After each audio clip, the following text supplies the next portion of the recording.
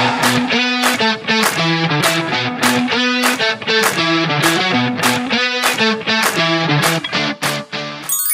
Sobat ASN, selamat datang di podcast Smart Governance Talk, tempat kita berbagi cerita, inspirasi, dan pembelajaran dari praktik nyata di instansi pemerintah.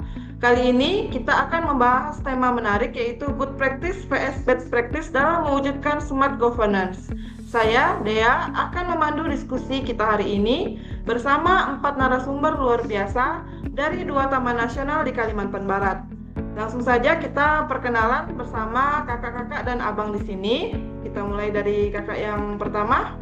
Halo semuanya, perkenalkan saya Yunita.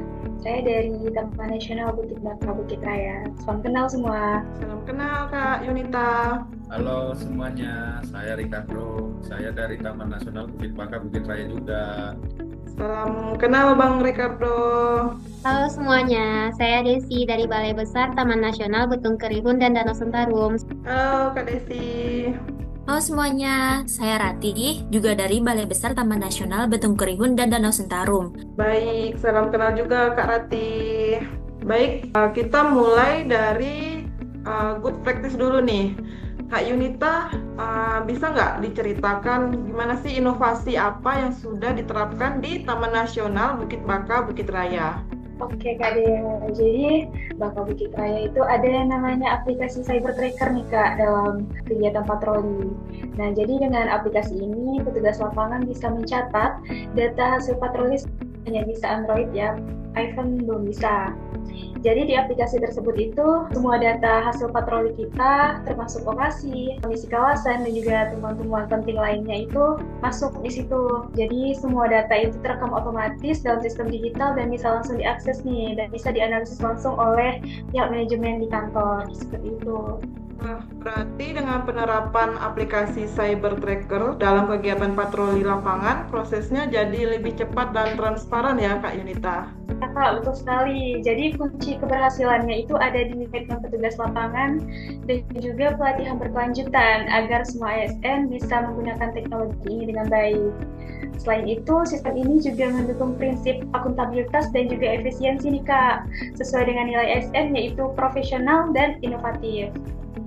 Dengan digitalisasi seperti ini, kami bisa meningkatkan kecepatan pengambilan keputusan dan juga menjaga integritas data lapangan. Luar biasa sekali nih Sobat ASN. Jadi menurut Kak Yunita tadi, kunci keberhasilan itu dapat meningkatkan kecepatan pengambilan keputusan dan menjaga integritas data lapangan.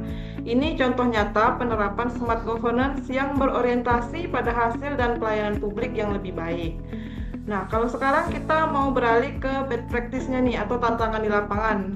Nah, Bang Ricardo nih juga dari Taman Nasional Bukit Baka Bukit Raya. Bang Ricardo, apa yang bisa Abang bagikan nih di Taman Nasional Bukit Baka Bukit Raya mengenai pengalaman best practice atau tantangan di lapangan?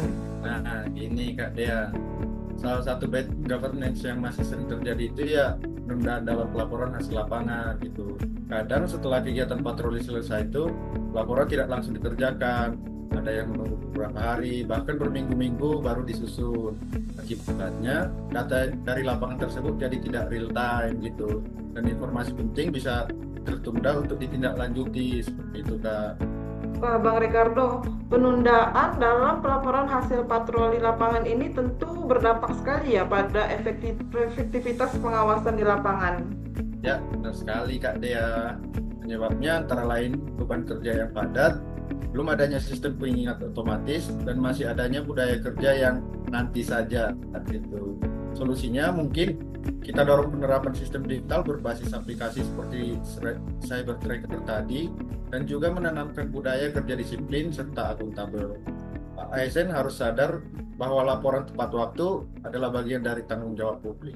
Saya setuju banget dengan Bang Ricardo. Jadi bad practice penundaan pelaporan tadi bisa membuat kita belajar pentingnya respon cepat dan pengelolaan waktu yang baik nih Sobat ASN agar tata kelola berjalan dengan efektif. Nah, sekarang kita mau ke narasumber dari Taman Nasional Betung Kerihun dan Danau Sentarum. Di sini ada Kak Rati. Kak Rati, kabarnya di Taman Nasional Betung Kerihun dan Danau Sentarum kemarin ada kolaborasi Taman Nasional dengan BRIN demi terwujudnya melalui ekspedisi. Kak Rati bisa diceritakan sedikit gimana sih kolaborasi ini berjalan? Iya Kak Dea. Terima kasih sebelumnya untuk kesempatannya. Jadi di instansi Balai Besar Taman Nasional Betung Kerihun dan Danau Sentarum ini telah ada kolaborasi nih dengan BRIN, Badan Riset dan Inovasi Nasional ya. Nah, kolaborasinya itu dalam bentuk ekspedisi, di mana di ekspedisi ini mendapatkan hasil yang berupa ditemukannya beberapa spesies baru di Taman Nasional Balai Besar Taman Nasional Betung Kerihun dan Danau Sentarum ini Kak Dea. Wih, keren banget ya kolaborasi ini Kak Rati. Kolaborasi ini sangat bermanfaat sekali tentunya ya Sobat ASN. Apalagi telah membuahkan hasil tadi berupa ditemukannya spesies-spesies baru ya menurut Kak Rati. Nah Kak Rati, apa sih kunci dari keberhasilan kolaborasi ekspedisi ini? Kunci sukses dari kolaborasi ini itu terletak pada keuntungan timbal balik yang strategis pada kedua instansi Kak Dea. Jadi di BRIN sendiri mereka mendapat keuntungan di mana mereka mendapat data berupa spesies-spesies baru yang dapat lanjut diteliti. Sementara dari instansi kami sendiri yaitu Balai Besar Taman Nasional Betung Kerihun dan Danau Sentarum ini, kita mendapat keuntungan dengan pembiayaan sponsor berupa pendidikan lanjut untuk beberapa pegawai kami Mbak Dea. Berarti ini sejalan banget dengan nilai ASN yaitu kolaborasi dan kompeten ya Kak Rati? Betul banget Kak Dea. Kami dalam kolaborasi ini kami berusaha untuk mendapatkan kesempatan untuk meningkatkan kompetensi dan berkolaborasi secara langsung dengan instansi lain Kak Dea. Keren sekali sih Kak Rati kolaborasi ini. Nah, dari Kak Desi sendiri, kalau dari sisi tantangan di Taman Nasional Betung Kerihun dan Danau Sentarum sendiri, apa sih bad governance yang masih sering terjadi di Taman Nasional itu Kak?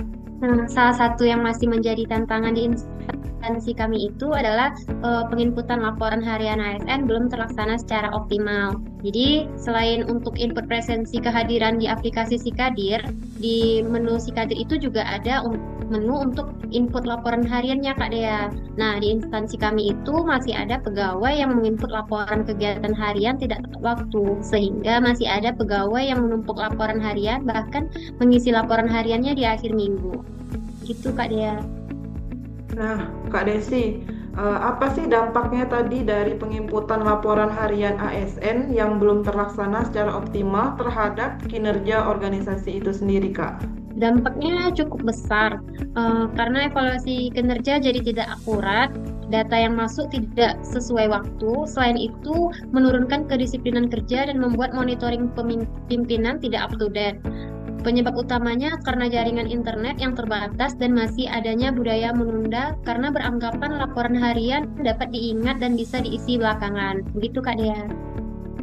Lalu bagaimana Kak alternatif solusinya dari penginputan laporan harian ASN yang belum optimal tadi, mengingat dampaknya tadi kan cukup besar bagi instansi Kak? Nah, langkahnya itu pertama hal yang harus dilakukan adalah dengan cara mensosialisasikan secara rutin kepada ASN bahwa pentingnya menginput laporan harian di aplikasi Sikadir setiap hari. Dengan begitu, diharapkan kesadaran dari ASN untuk menginput laporan harian di aplikasi Sikadir jadi meningkat, serta memberikan reward secara bergantian kepada ASN yang rajin menginput laporan harian dan memberikan punishment kepada ASN yang tidak tepat waktu dalam penginputan laporan harian.